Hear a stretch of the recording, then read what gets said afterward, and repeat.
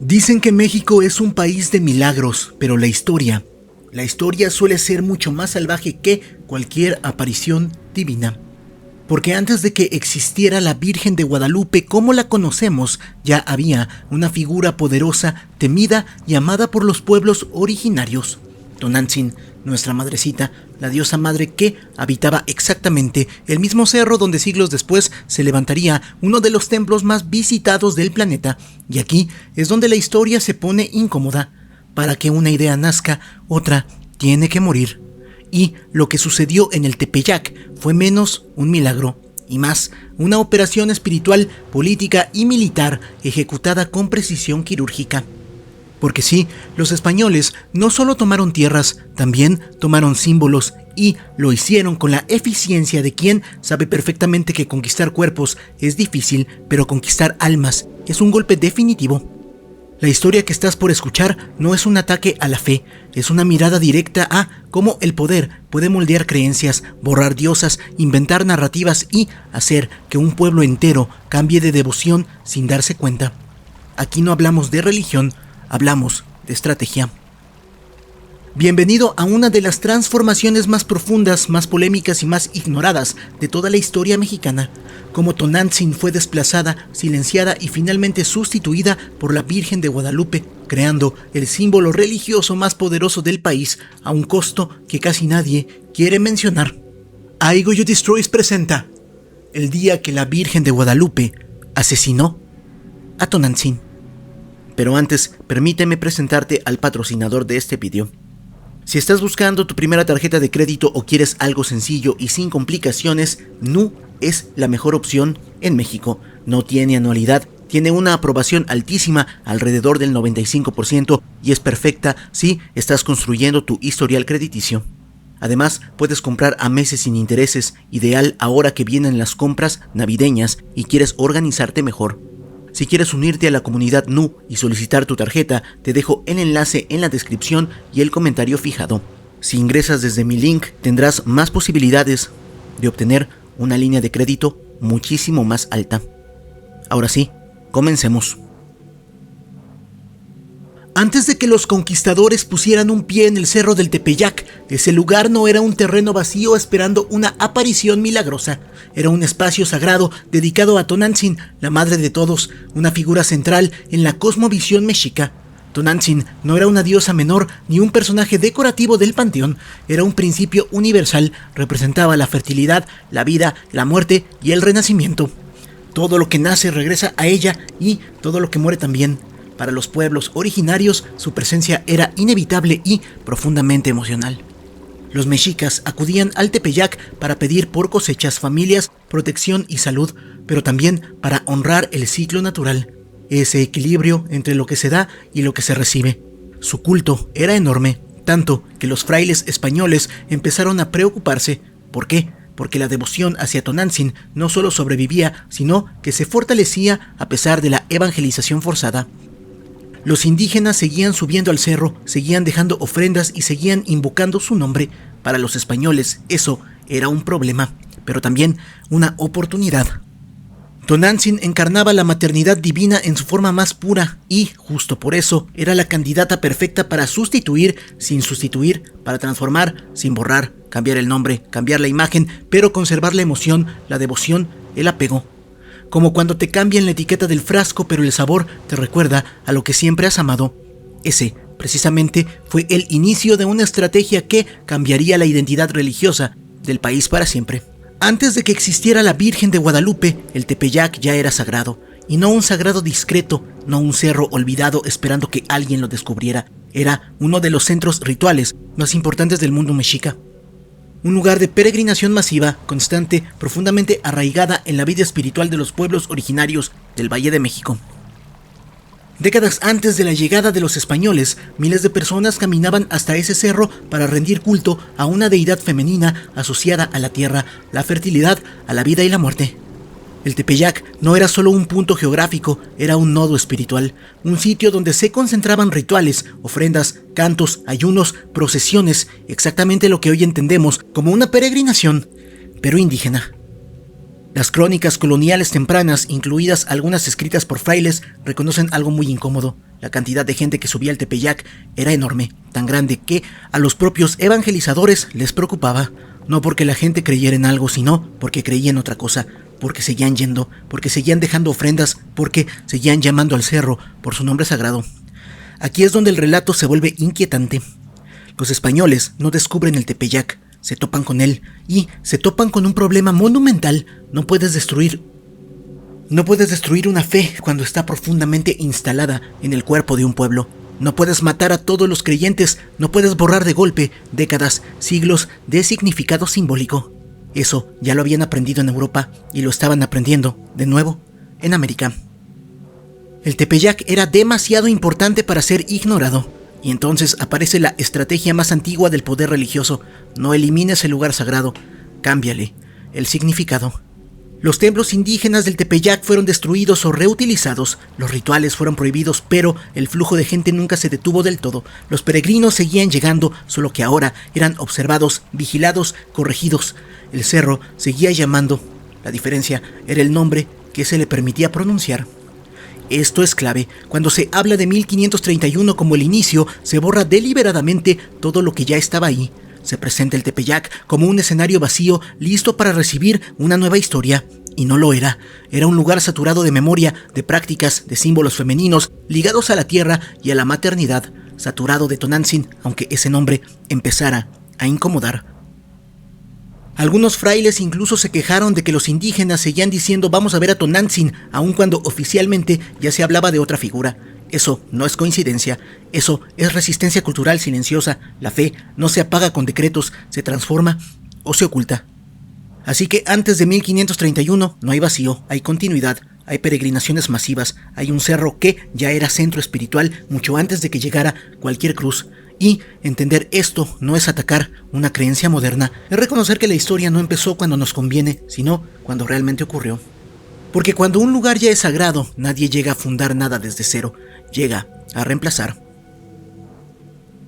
Cuando los españoles llegaron al Valle de México, no solo encontraron ciudades enormes, mercados organizados, sistemas políticos complejos, encontraron algo que les provocó un miedo profundo y casi visceral: los cultos indígenas. Para los conquistadores y para la iglesia del siglo XVI, aquello no era simplemente otra religión, era idolatría, era herejía, era, según su visión, la presencia directa del demonio operando en el Nuevo Mundo, y ese miedo definió todo lo que vino después. Los templos indígenas, incluidos los del Tepeyac, no eran pequeños altares improvisados, eran centros ceremoniales con rituales públicos, peregrinaciones masivas y una cosmovisión completamente ajena al cristianismo europeo. Había cantos, danzas, ofrendas, símbolos femeninos de fertilidad, de tierra, de muerte y de renacimiento. Para los frailes recién llegados, todo eso resultaba inaceptable, no porque no entendieran, sino porque lo entendían como una amenaza directa a su misión. La reacción fue inmediata y brutal: prohibiciones absolutas de rituales ancestrales, destrucción sistemática de templos, quema de ídolos, imágenes sagradas y objetos ceremoniales. Lugares que durante generaciones habían sido centros espirituales fueron reducidos a escombros en cuestión de meses. No era solo la conquista militar, era una conquista espiritual y debía ser total. Pero aquí hay un punto clave que muchas veces se omite. Los españoles pronto se dieron cuenta de algo incómodo. No podían borrar las creencias de golpe. Eran demasiadas personas, demasiados rituales, demasiados siglos de tradición. Podías destruir un templo, sí, podías castigar, perseguir, imponer miedo, pero no podías arrancar de la mente colectiva la figura de una madre divina, de una tierra que cuida, de una deidad que escucha. Y entonces el terror cambió de forma, de la destrucción directa a la estrategia. Los frailes comenzaron a entender que combatir frontalmente esos cultos solo fortalecía en secreto, que prohibirlos hacía que sobrevivieran en la sombra, así que la lógica empezó a transformarse. No había que eliminar la devoción indígena, había que redirigirla, no destruir el símbolo, sino reemplazarlo, no negar la necesidad espiritual, sino vestirla con otro rostro. Este miedo inicial, esta violencia contra los cultos indígenas es el contexto indispensable para entender lo que vendría después. Porque la Virgen de Guadalupe no surge en un vacío de fe, ni en un territorio espiritualmente neutro. Surge en un lugar donde algo fue arrancado a la fuerza, donde la espiritualidad indígena fue declarada demoníaca y donde la iglesia entendió que, si quería dominar, primero tenía que aprender a parecer familiar. Y el Tepeyac, una vez más, estaba justo en el centro de esa tensión. Aquí no hubo milagro improvisado, hubo estrategia fría, brillante y devastadoramente eficaz.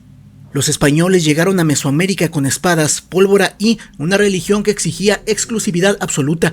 El problema era uno muy simple. No estaban conquistando a un puñado de aldeas aisladas, sino a civilizaciones completas, con dioses antiguos, rituales profundamente arraigados y millones de personas que no iban a renunciar a su cosmovisión solo porque un fraile se los pidiera por favor. Matar a todos no era viable, prohibirlo todo tampoco funciona. Cada ídolo destruido generaba resistencia, cada templo derribado dejaba un vacío que los pueblos intentaban llenar en secreto. Entonces surgió la solución perfecta: no eliminar a la diosa madre, sino cambiarle el nombre, el rostro y el discurso. Tonantzin no era una diosa cualquiera, era la madre, la que daba vida, protegía y escuchaba, recibía peregrinos. No era un dios lejano ni guerrero, era cercana, maternal, cotidiana, exactamente el mismo arquetipo que el catolicismo ya tenía, en forma de Virgen María. Así que, en lugar de decir esto es falso, el mensaje se volvió mucho más inteligente y peligroso. Esto que ustedes veneran, en realidad, siempre fue ella, pero ahora viene purificada, ahora es verdadera, ahora es cristiana. La diosa madre no desaparece, se recicla. El cerro sigue siendo el mismo, el lugar sagrado no se mueve, las peregrinaciones continúan, la figura femenina permanece, pero el relato cambia. Ya no es una deidad indígena ligada a la tierra y a los ciclos naturales, sino una virgen que legitima el nuevo orden, obediencia, evangelización, sumisión espiritual y política. Esto no fue un accidente cultural, fue una sustitución simbólica diseñada para que el pueblo no sintiera que estaba perdiendo a su madre, sino que simplemente estaba conociendo su verdadero nombre. Y aquí está lo más inquietante: funcionó. La gente siguió subiendo al Tepeyac, siguió llevando ofrendas, siguió hablando con una figura femenina protectora, pero ahora esa figura estaba bajo el control de la iglesia. Ahora el culto ya no era indígena, era autorizado, domesticado, bendecido. No hacía falta arrancar la fe desde la raíz, bastaba con injertarla. Este tipo de estrategia no fue exclusiva de México, se repitió en África, Europa, Sudamérica. Donde había diosas madre, aparecieron vírgenes. Donde había fiestas agrícolas, surgieron celebraciones cristianas. Donde había templos antiguos, se levantaron iglesias encima, literalmente. La jugada fue tan perfecta que siglos después, cuestionarla se siente como un ataque personal. ¿Por qué no estás discutiendo un concepto histórico? Estás tocando a la madre simbólica de millones de personas.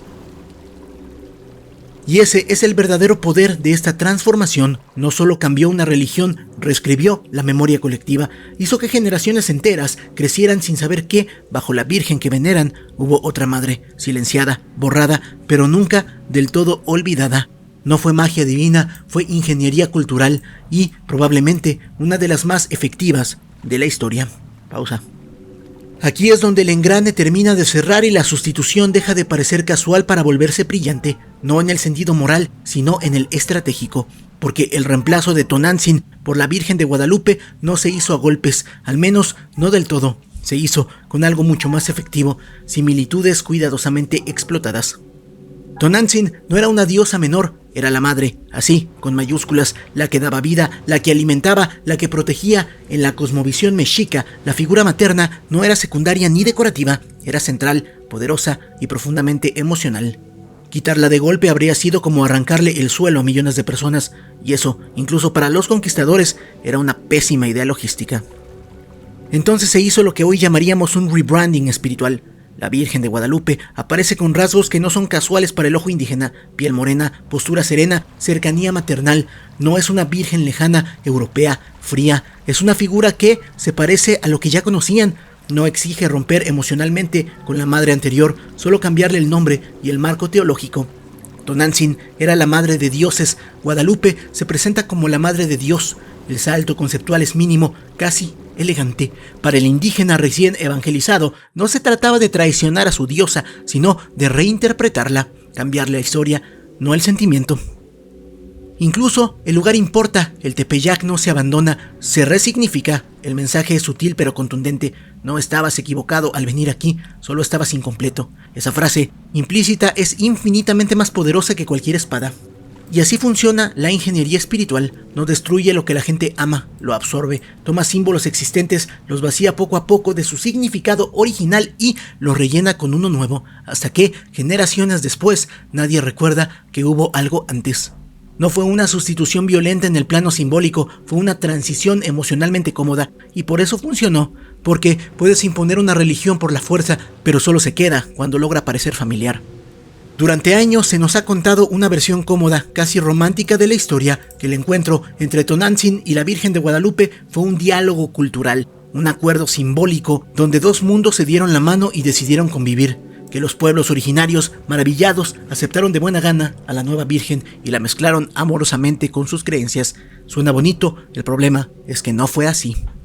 El sincretismo no fue una elección libre, fue una salida forzada. Los cultos indígenas no estaban sentados en una mesa negociando símbolos, estaban siendo perseguidos. Los templos eran destruidos, los ídolos quemados, los sacerdotes castigados y las prácticas ancestrales prohibidas bajo amenaza de violencia, castigo o muerte.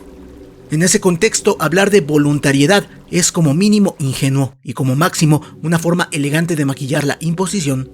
Para muchos pueblos, la única manera de sobrevivir espiritualmente fue esconder a sus dioses dentro de los símbolos cristianos, no porque quisieran abandonar a Tonantzin, sino porque ya no podían nombrarla en voz alta. Así, la diosa madre no desapareció de golpe, fue obligada a cambiar de rostro, a rezar otro nombre, a existir bajo permiso. Eso no es un intercambio cultural justo, es resistencia disfrazada de adaptación. El sincretismo en ese caso no nació de la libertad, sino del miedo. Fue una estrategia de supervivencia espiritual en un sistema donde no creer, como el conquistador, significaba ser castigado. Y entender eso no ataca la fe de nadie hoy. Lo que cuestiona es la narrativa cómoda que nos dice que todo ocurrió en paz, sin dolor, sin sangre y sin imposición. Porque cuando una cultura tiene que esconder a sus dioses para no ser exterminada, no estamos hablando de fusión, estamos hablando de conquista. Y ese detalle, por incómodo que sea, cambia por completo la historia que nos contaron. Tonantzin no desapareció de un día para otro, ni fue olvidada de manera natural, como a veces se quiere hacer creer. Su desaparición fue lenta, estratégica y profundamente simbólica. No hubo un acta de defunción, no hubo una fecha exacta. Lo que hubo fue algo más efectivo, la sustitución. Durante décadas, incluso siglos, el nombre de Tonantzin siguió pronunciándose en voz baja. Los indígenas continuaron yendo al Tepeyac, pero ya no podían decir que iban a ver a la diosa madre. Ahora iban a ver a la Virgen, el mismo cerro, el mismo acto de peregrinar, el mismo impulso espiritual, pero con otro nombre permitido. Tonantzin no murió porque la gente dejara de creer en ella, murió porque creer en ella se volvió peligroso. La iglesia no necesitó borrar el sitio, solo resignificarlo, y eso fue letal, porque cuando una deidad pierde su nombre, pierde su rostro y pierde su historia, deja de existir como entidad propia. Tonantzin quedó absorbida, diluida dentro de otra figura más aceptable para el poder colonial. Ya no era la madre de los dioses, ahora era una madre subordinada a un dios único, masculino y europeo.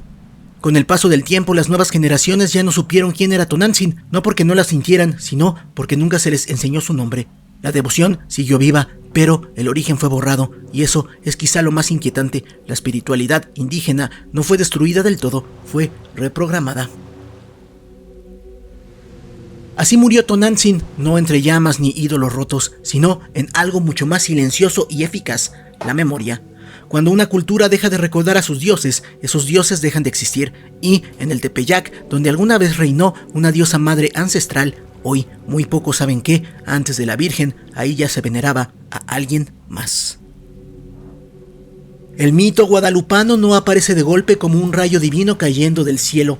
Se construye, se pule, se acomoda. Y sobre todo se necesita, porque después de décadas de conquista violenta, epidemias, destrucción de templos y sometimiento, el proyecto colonial tenía un problema enorme. Millones de indígenas derrotados pero no convencidos, habían perdido la guerra pero no la fe, y eso para un imperio era peligrosísimo. Es aquí donde el relato empieza a tomar forma, no con documentos inmediatos, no con crónicas contemporáneas al supuesto milagro, sino mucho después. Cuando la narrativa ya era útil, apariciones, mensajes claros, una figura maternal que no amenaza, que no castiga, que no exige sangre ni sacrificios, sino obediencia, consuelo y resignación, una madre que habla en diminutivos, que promete protección, pero también orden. El mensaje no era solo espiritual, era profundamente político, ya no hacía falta la espada, si tenías el símbolo correcto. La elección del lugar no es casual, el Tepeyac ya era sagrado, ya concentraba peregrinaciones masivas, ya tenía memoria espiritual. El mito guadalupano no crea un centro religioso desde cero, lo ocupa y al hacerlo resignificaba todo. Donde antes había una diosa madre indígena, ahora hay una virgen cristiana. Donde antes había rituales propios, ahora hay misas. Donde antes había identidad ancestral, ahora hay devoción permitida. Con el tiempo, el relato se refuerza, milagros, fechas exactas, mensajes atribuidos a la Virgen, símbolos que encajan perfectamente con el proyecto colonial. La Virgen no aparece ante un conquistador ni ante un fraile poderoso, sino ante un indígena humilde. El mensaje es claro y devastador. Incluso tu diosa ahora habla con voz cristiana. Incluso tu mundo espiritual ha sido conquistado. Así nace el mito guadalupano, no solo como una historia religiosa, sino como una herramienta de cohesión y control tan efectiva que sobrevive siglos, guerras, independencias y revoluciones. Un símbolo tan poderoso que ya no necesita imposición abierta, porque vive incrustado en la identidad misma del país. Y cuando un mito llega a este punto, deja de ser solo fe y se convierte en estructura. Una vez que el símbolo estaba creado, el siguiente paso fue usarlo, y ahí es donde la Virgen de Guadalupe deja de ser únicamente una figura religiosa para convertirse en una herramienta de control colonial.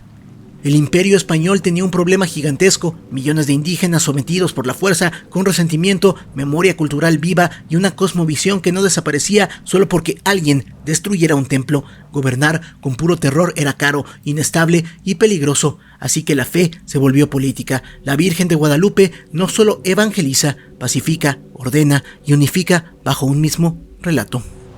Desde el púlpito se empieza a repetir una idea clave. La Virgen eligió este lugar, eligió este pueblo y bendijo este nuevo orden. Ya no es solo María, es María validando el dominio español. El mensaje es sutil pero contundente. Resistirse al poder virreinal no es solo rebeldía política, es rebeldía espiritual. Con el tiempo, la imagen guadalupana se convierte en un símbolo transversal. La usan frailes para evangelizar, autoridades para calmar levantamientos y el propio virreinato para construir identidad. Se imprime, se reproduce, se coloca en estandartes, iglesias, documentos. No importa si eres indígena, mestizo o criollo, todos caben bajo el mismo manto, pero ese manto tiene dueño. Paradójicamente, siglos después, el mismo símbolo sería reutilizado en la independencia. Hidalgo levanta el estandarte guadalupano, le da la vuelta al significado original, pero eso no borra su origen. Un símbolo diseñado para cohesionar, dirigir y controlar masas, adaptable a quien tenga el poder de narrarlo. Aquí no hay conspiración mística, hay algo más inquietante: ingeniería ideológica. La fe como lenguaje común, el mito como pegamento social y la Virgen de Guadalupe como el ejemplo más exitoso de cómo un símbolo religioso puede sobrevivir siglos precisamente porque fue construido para eso. No es que la gente creyera porque le engañaron, es que el símbolo fue tan bien diseñado, tan emocional, tan cercano, que terminó siendo imposible separarlo del poder que lo creó. Tonantzin no murió en una hoguera ni fue decapitada en una plaza pública. No hizo falta. A las diosas no siempre se les mata con sangre. A veces basta con cambiarles el nombre, el rostro y el significado. El Tepeyac siguió siendo un lugar sagrado. Las peregrinaciones nunca se detuvieron. La necesidad de una madre protectora jamás desapareció. Lo que cambió fue el relato, donde antes había una diosa indígena que representaba la tierra, la fertilidad y la vida. Apareció una virgen europea aceptable, controlable y funcional para un nuevo orden. No fue un accidente, no fue casualidad, tampoco fue un encuentro cultural inocente, fue una operación ideológica brillante y brutal al mismo tiempo.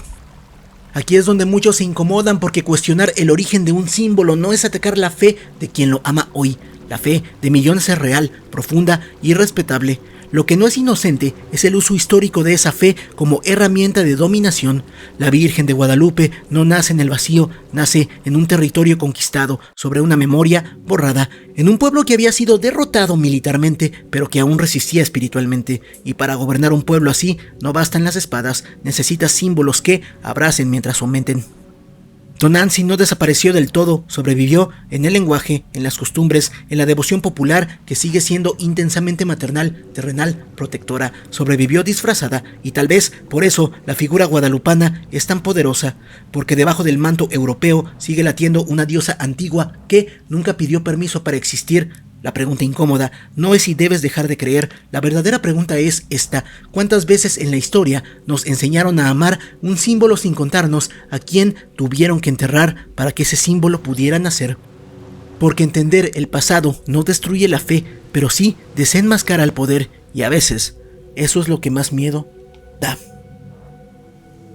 La palabra clave para saber que llegaste al final del video va a ser la Guadalupana, la Guadalupana. Si el video te gustó, dale like, compártelo, suscríbete, sígueme es que fue al concierto, güey. Fue un concierto y me quedé sin... Sígueme en mis redes sociales para ver que me sigues y bueno, muchas gracias. Pum pum.